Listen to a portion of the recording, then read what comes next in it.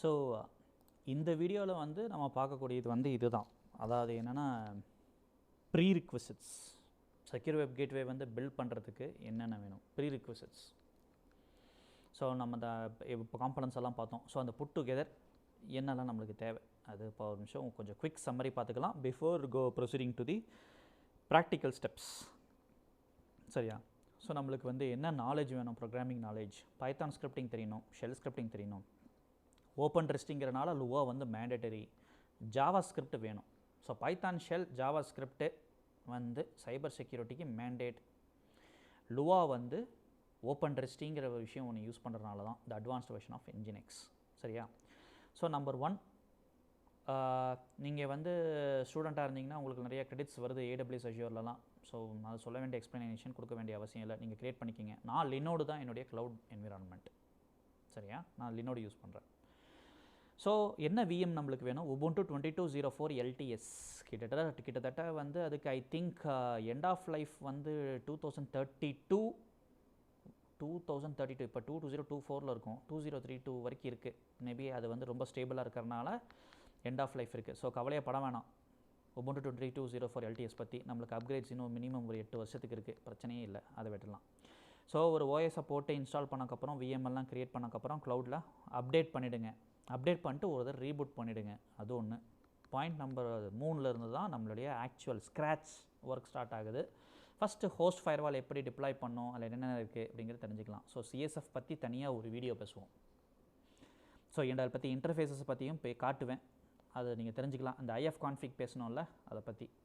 Number 4 IDS. சூரிகாட்டா தான் நம்மளுடைய இப்போடைய intrusion detection systems, அதில் இருக்கக்கூடிய ரூல்ஸ், அதை பற்றி ரிவ்யூ பண்ணலாம். ஸோ அதில் எப்படி இன்டர்ஃபேஸ் டேக் பண்ணணும் அதை தெரிஞ்சுக்கலாம். 5ல் த்ரெட் இன்டெலிஜென்ஸ் APS நான் யூஸ் பண்ணுறது ரொம்ப சிம்பிள், ஏலியன் வால்ட். அதிலே நிறையா கற்றுக்க முடியும். ஸோ பிளாக்லிஸ்ட் மாஸ்டர், ஸ்கேமல்டிக்ஸ் நான் யூஸ் பண்ணுற paid version. Not only TCP dump வழியாக மட்டுமே நான் IP எக்ஸ்ட்ராக்ட் பண்ணிட மாட்டேன். ஜாவா ஸ்கிரிப்ட் வச்சும் என்னால் IP version 4, IP version 6 pick பண்ண முடியும். அது எப்படிங்கிறதே நான் சொல்கிறேன். மேபி இதில் நான் அந்த பாயிண்ட் போடலை, ஸோ அதை நம்ம பார்த்துடலாம். ஸோ அந்த ஃபிங்கர் பிரிண்ட் அதை பற்றி என்ன, அதில் வந்துடுவோம் அந்த subject. TCP dump means TCP டம்ப்னா உங்கள் உபுண்டு லினக்ஸ் இன்டர்ஃபேஸில் IF கான்ஃபிக் அடித்தா அதில் ஒரு இன்டர்ஃபேஸ் ஐடி வருது. அந்த இன்டர்ஃபேஸ் ஐடியை நீங்கள் ஒரு ஷெல் ஸ்கிரிப்டை போட்டு நீங்கள் TCP டம்ப்னுடைய அவுட்புட்டை வந்து ஒரு செப்பரேட் லாக் ஃபைலில் நீங்கள் மேப் பண்ணிடலாம்.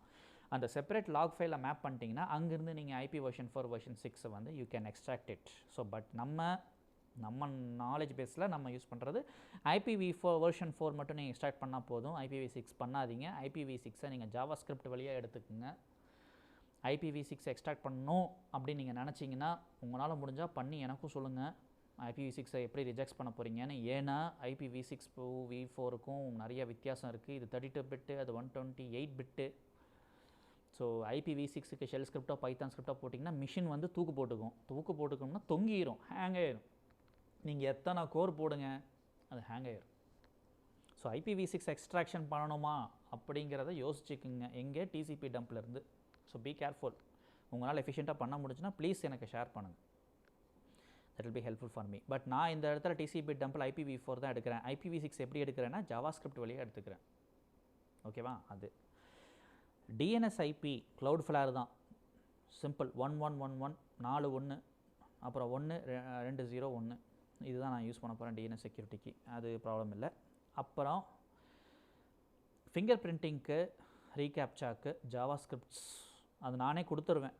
எங்கேருந்து எடுக்கணும் என்னோடய பிளாகில் இருக்குது, அதை நான் உங்களுக்கு கரெக்டாக அந்த டைரக்ஷன் கொடுக்குறேன். அங்கேருந்து நீங்கள் எடுத்து யூஸ் பண்ணிக்கலாம் அது. ஸோ ஸ்கிரிப்ட்ஸ் எல்லாம் ரெடியாக தான் இருக்குது. அப்புறம் ரொம்ப முக்கியமானது என்ஜினிக்ஸ் ஓப்பன் ரெஸ்டி. என்ஜினிக்ஸ் கூட இல்லை, ஓப்பன் ரெஸ்டி. ஏன்னா ஓப்பன் ரெஸ்டியில் என்ஜினிக்ஸ் இருக்குது. In addition to that Lua இருக்குது. ஸோ ஓப்பன் ரெஸ்டி எப்படி டிப்ளாய் பண்ணுங்கிறதுக்கு ஒரு வீடியோ இருக்குது. ஸோ நம்ம எங்கேருந்து ஸ்டார்ட் பண்ணுவோம் அப்படின்னா, ஓப்பன் ரெஸ்டிக்கு எடுத்தோடனே போயிட மாட்டோம். ஃபஸ்ட்டு வந்து ஒரு உபுண்டு பேசிக்லேருந்து தான் இருப்போம். ஒரு விஎம் இருக்குது, அதை எப்படி அப்டேட் பண்ணணும், அப்கிரேட் பண்ணணும், எப்படி ஃபயர்வால் இன்ஸ்டால் பண்ணணும், எப்படி IDS பண்ணணும், என்ன ரூல்ஸு ஏது, அந்த 1 to 7 நம்மளால் வந்து நல்லா பண்ண முடியணும். ஸோ அங்கேருந்து தான் ஸ்டார்ட் பண்ண போகிறோம். இதெல்லாம் முடிச்சுட்டு தான் நம்ம வந்து அப்ளிகேஷன் சைடு அந்த நம்பர் 9க்கு லாஸ்ட்டில் தான் போவோம். சரியா? ஸோ இந்த வீடியோவில் நம்ம இதெல்லாம் பார்த்துருக்கோம். So for sure Python, shell, Java script and Lua scripting நீங்கள் படிச்சுக்கிறது நல்லது சைபர் செக்யூரிட்டி ஸ்டாண்ட் பாயிண்டில்.